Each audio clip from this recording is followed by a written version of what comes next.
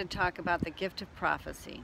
It's found in 1 Corinthians 12, and in fact in chapter 14, verse 31, Paul says, "For you all can prophesy." Now all prophecy is it's an inspired message that someone gives to another person from God, and it's going to encourage that person. Now let me tell you how I was using that gift and didn't even know it at the time. I was in church, and during the service the pastor said to the congregation, "I want everybody to turn around and pray for somebody behind you." So I turned around, and there was a young couple there, and I asked them if I could pray for them, and they said yes, and I started to pray.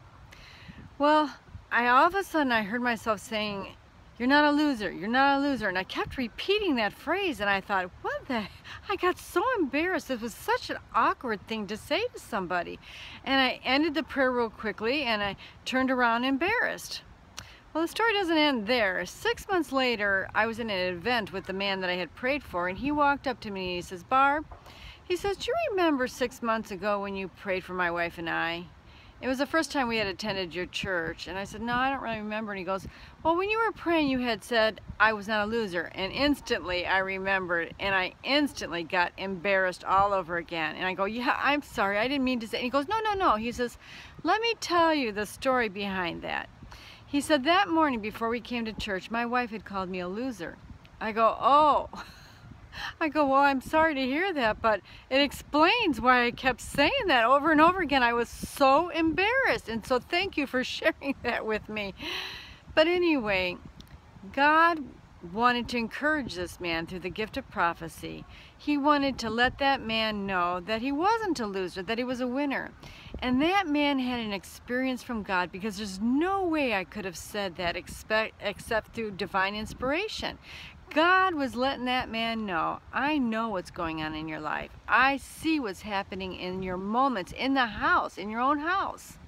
I'm aware of what's going on, and I'm letting you know that I know. And I want you to know that I am saying that you are not a loser, that you're a winner." Now, that greatly inspired that man to continue on in the Lord. He had an experience from God, and that's what prophecy is all about. In Matthew 16, we have a story in Scripture where Peter says something divinely inspired and doesn't even know it.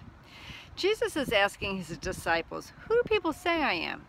And Peter, divinely inspired, says, "You're the Christ. You're the Son of the living God."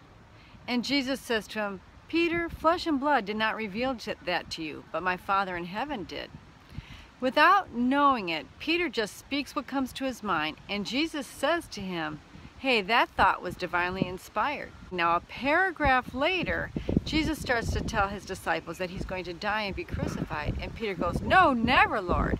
And then Jesus says to Peter, "Get behind me, Satan." Well, what he's really saying is those words were divinely inspired by Satan. Again, Peter had no idea he was being inspired. He was just saying what came to his mind.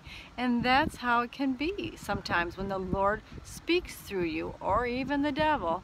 You don't even know it. You're just saying what comes to your mind. Prophecy is used to give a word of encouragement to somebody. It's needed in the church. So be open to it. And hopefully it won't be as embarrassing as my experience with prophecy was. Anyway, I'm Barb Keisman, and you're listening to Dare to Dream Once More.